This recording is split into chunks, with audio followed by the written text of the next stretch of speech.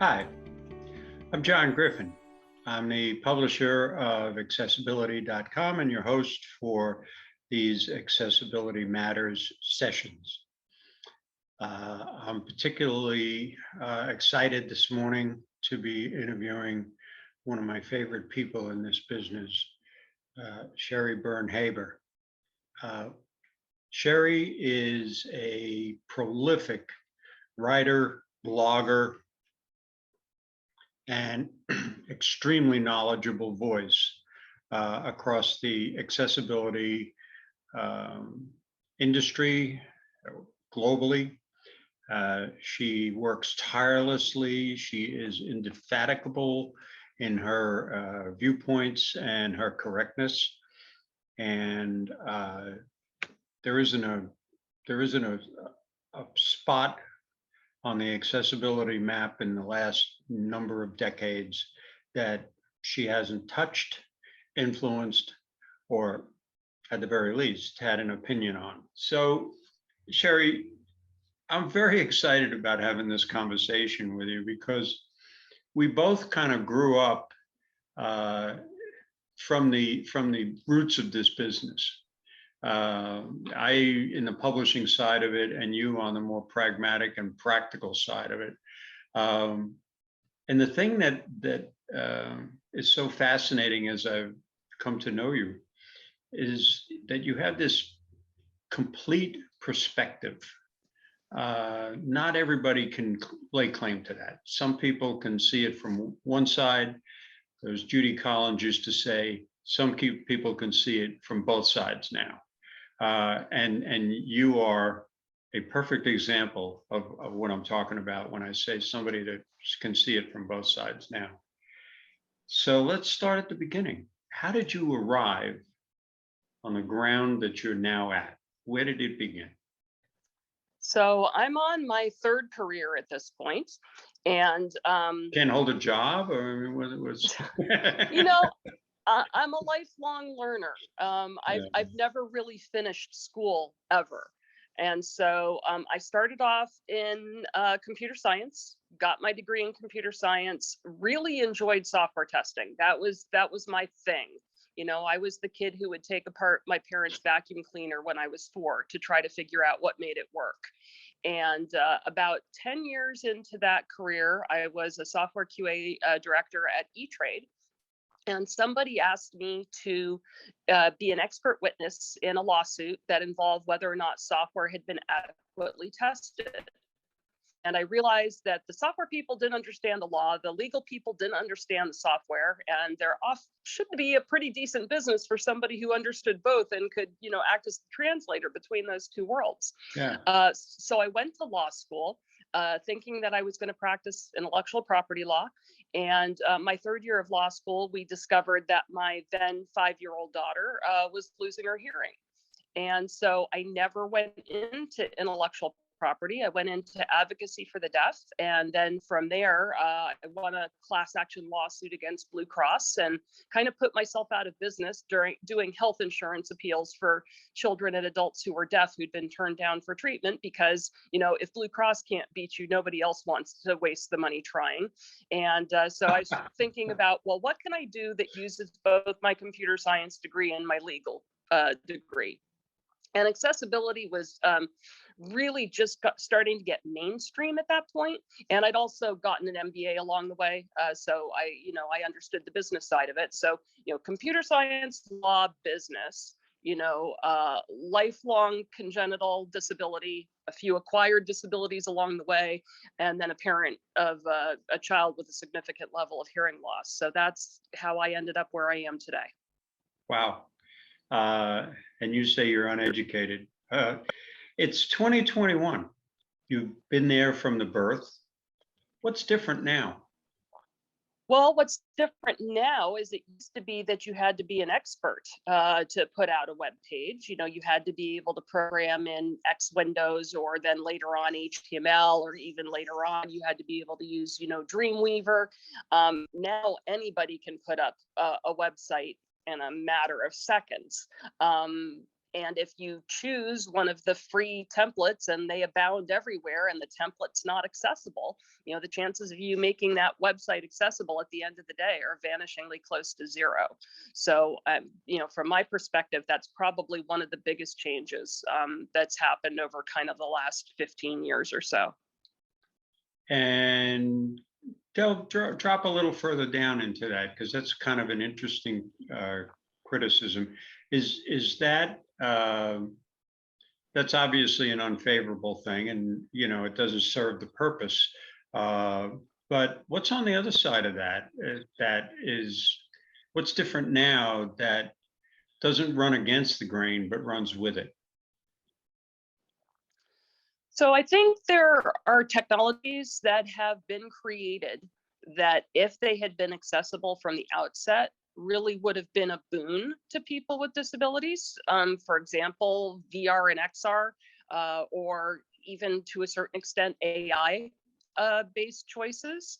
And because those technologies aren't easy to make accessible, it's only a small percentage of them that ever make it that far. And then what happens is the people who need to use assistive technology are limited to those areas. So to give you an example, look at design tools today. We've got Adobe, we've got Figma, we've got Miro.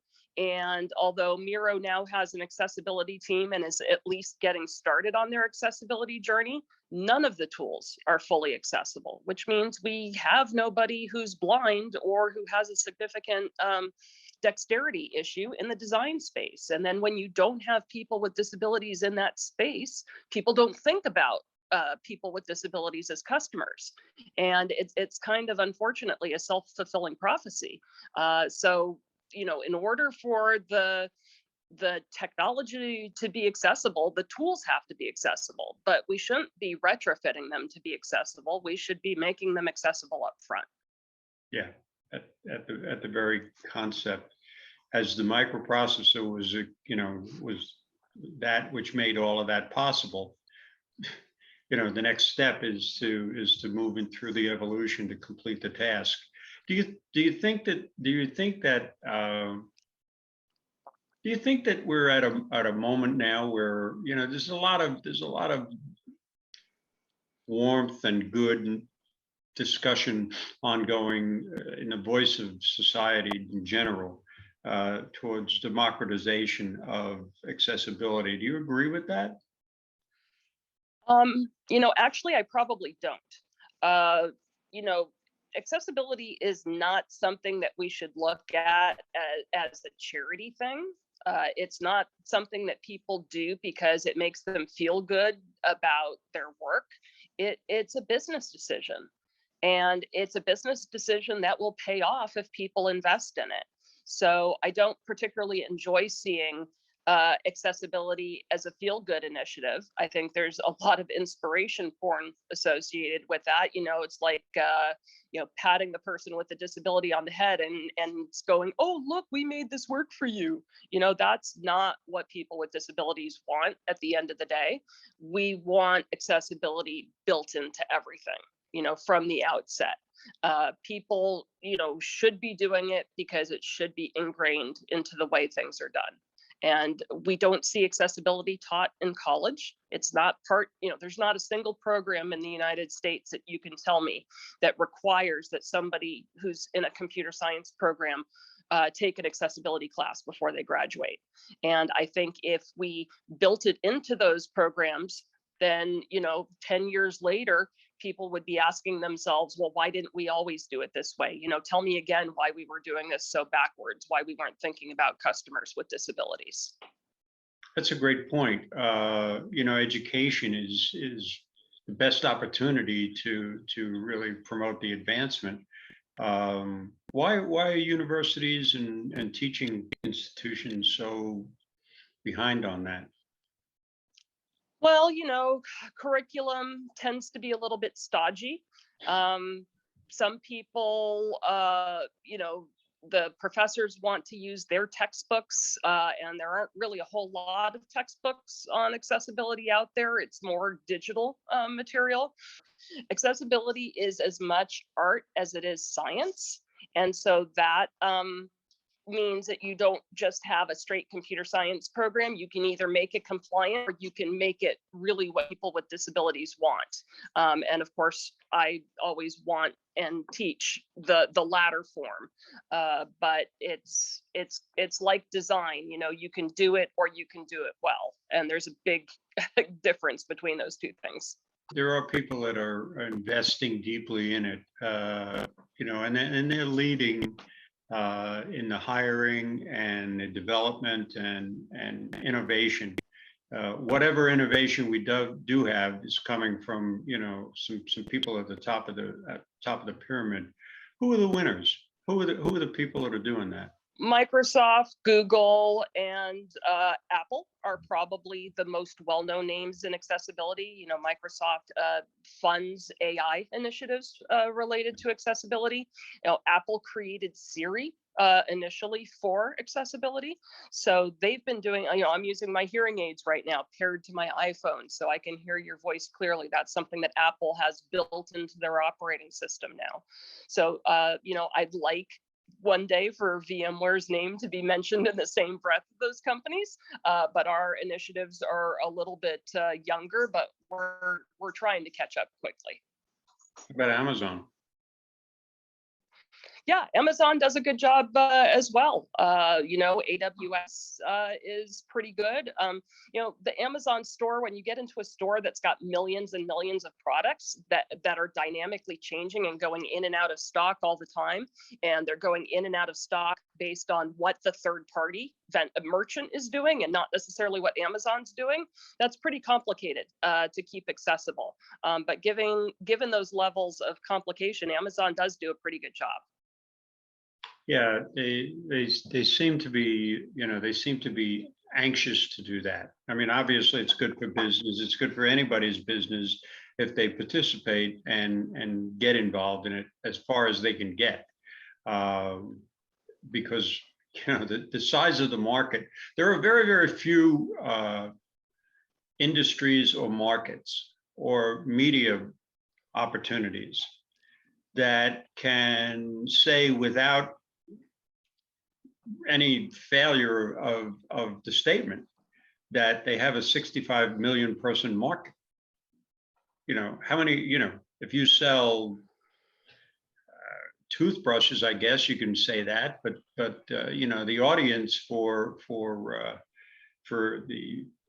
deliverable of accessibility is whatever the demographic is for disabilities, that's what's out there, And well, disability is the one intersectional identity that everybody is always pretty much guaranteed to have at one point in your life or another. If you're not disabled now, chances are you will be either temporarily or situationally, or have a longer term disability as you age. The other thing, honestly, that I think is driving some of these decisions is all the litigation that's going on. So we're anticipating 4,000 ADA lawsuits over digital accessibility in 2021 alone. The number just keeps on going up and up and up. And I think there's a significant percentage, the majority of them, I believe, are against retail outfits. So retail organizations are at a particular disadvantage from the perspective of the lawsuits because, we're in the middle of a pandemic. I'm somebody who's blind. I don't drive. I can't take public transportation. I'm really not supposed to do ride sharing. How do I get my groceries? Well, you order them online. But what if you can't order your groceries online because your grocery store hasn't made their ordering process accessible? That's a lawsuit waiting to happen at this point, especially in the states that allow for financial damages in addition to injunctions. As Domino's found out in California, they've spent 5 years fighting an accessibility lawsuit that would have cost them $38,000 to fix their app to make it accessible. And instead, they've spent probably $1.5 million on litigation. And you know what? At the end of the day, they're going to have to make their app accessible. It's just a matter of how much do they waste in legal fees before they, get it done. It sounds like, I'm speculating, but it sounds like we're kind of at a watershed moment. If you look back in history, and I love to do this, um, the last great,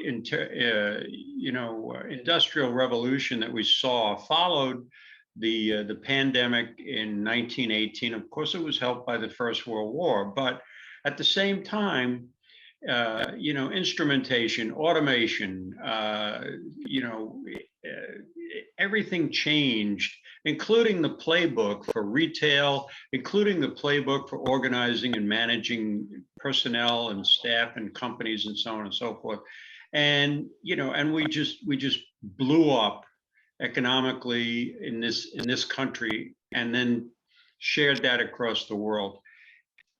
In my view, and I may be wrong, I hope I'm not, this feels very, very much like a transcendent moment, that the reality of what you just described, the pain of being disabled, and we don't, it's not like we have an insignificant number of persons involved in that. This is not some, this isn't several hundred people.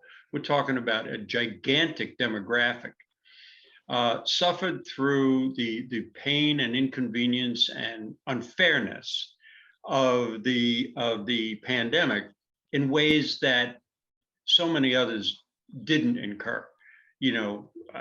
I was locked down in my house too, but if I had to get to the doctor, I could do it.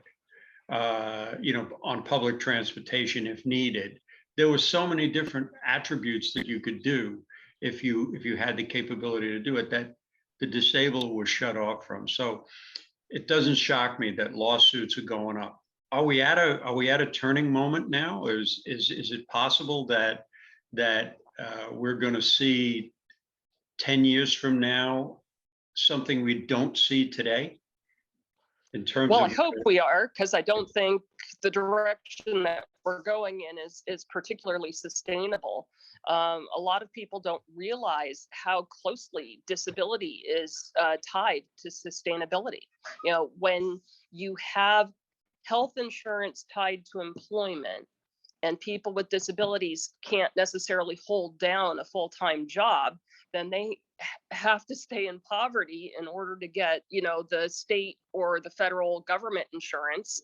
And then instead of being taxpayers, they're relying on services from the government. If we want to shift that into a more positive perspective, we need to make sure that people with disabilities, especially children with disabilities, get the same education as any other child, the same opportunities in college as any other college student, get them graduated at the same rates, and get them gainful employment.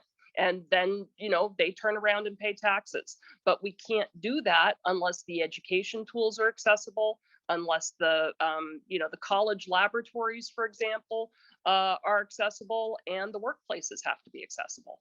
So accessibility ties into the entire socioeconomic good of the entire country, but a lot of people don't realize that. And it's funny that you should mention all the things that came after the first pandemic and the First World War. A lot of people don't realize that health insurance actually came from the Second World War. yeah. And that's 70 years later, it's turned into this disaster for-profit based system that we have in the US that's like nowhere else in the world. Nowhere else in the world do people go bankrupt over healthcare costs. In the US, it happens about 25% of the time. The last time I did the research, that was actually the research that I did. My research project for my MBA program was on healthcare driven bankruptcies. So brings you to the fact of there are obviously failures, and in terms of the recognition of it. I mean, it took Judy Heumann 30 years to chase down the ADA and finally get that pushed onto paper. Is the ADA sufficient, or does it need a review? Well, there are things about the ADA that are suboptimal. You know, I'm old enough that I remember life before the ADA and life after the ADA. Anybody Mm. who's under the age of 35 really only remembers life after the ADA. Yeah. So, one of the issues is that there are really only two methods of trying to get anything resolved in a dispute. You know, you can either, you know, make a complaint to the Department of Justice, or, you know, or the EEOC if it's a job-based employment issue, or you file a lawsuit. There's no ombudsman, there's no inspection, for example, that happens. People don't get inspected and recertified. I did a talk last year on IAAP about how many things can go wrong in a workplace after an occupancy certificate is issued. But, you know, once the occupancy certificate is issued, nobody ever thinks about it ever again, unless somebody complains and complains quite loudly. So I'm not a fan of the amendments that have been filed by the more conservative side of the you know, from the House of Representatives on, you know, oh, you're required to provide 6 months notice and the person has 6 months to fix it. You know, I don't think that's the solution either. They've had 31 years to fix it. Another 6 months, you know, the damage is already done. You know, when I struggled to attend my daughter's junior high graduation, that damage was already done. The bell was rung. And at that point, the ADA had existed for about 24 years, but they didn't think about people in wheelchairs attending outdoor graduations. So I think there needs to be a balance between the two. And I think somehow we need to do something about how this has turned into a cash cow kind of business for a few law firms that have built their entire practice around filing ADA litigation. You know, yes, it's a good idea for people to be compliant, but we shouldn't be making lawyers rich off of it either. We had a conversation several weeks back with a guy who with a lawyer who among other things was talking about leading at the top, leading from the point in terms of disability, and we speculated that it really, in some ways, and I kind of agree with this, I think this is an important way to go with this. When 9/11 occurred, the nation took a welcome look at never again. And it wasn't too much longer after that happened, while the smoke still hadn't cleared, that we established a Homeland Security cabinet post and gave that authority to the Homeland Security to secure our borders, secure our nation. No more jets flying into high rises, and this is not going to happen again. And lo and behold, it hasn't happened again. So when when you pull your assets together and you put somebody in front of the cabinet and in the cabinet and in front of the president with authority over other departments of government, and the only thing he's accountable for, or she's accountable for, or answerable for, is the security of the mission, things can change. Many other countries have cabinet level positions specifically related to disability. Yeah. I know Canada has one. Pretty sure Israel has one, as does the UK, if I remember correctly. And in fact, in Israel, they have deaf members of the Knesset. They had their first person sworn in using sign language a couple of months ago. Yes. So I think if you have somebody with a disability who understands the lived experience, understands what the problems are, and works to solve the issues across the healthcare, education, and all the different systems that people with disabilities touch over their lives, you're going to get hopefully a better experience at the end of the day. And I think it's really incumbent that that person has to be a person with a disability. We don't want people without disabilities doing this work for us, because that tends to not involve us, and then that tends to result in, kind of suboptimal sorts of, different, things that just don't work for people with disabilities because they didn't anticipate what it was that we actually needed because they didn't ask us. Well, they also are in a position where it's tough for a civilian to lobby them when they really, like I use the expression all the time. My grandmother taught me this: you never know what things are like until a hammer hits your thumb. The disabled are much better qualified to adjudicate on what's right and what's wrong when it comes to regarding accessibility. If you Now, the go ahead. Biden administration has done an outstanding job. Don't get me wrong. Whitehouse.gov launched on the day that Joe Biden was sworn in, and it was accessible. And not only was it accessible, but it was accessible to the 2.1 version of the standard, and not the 2.0 standard that's required. When Obama was president, we were leading the world in accessibility, and things stagnated, and now we're playing catch up. So there's redefining underrepresented communities to include people with disabilities. Previously underrepresented minorities only focused on gender and people of color. Yeah. So even that change has made a pretty significant difference. But yeah, there's always more that can be done.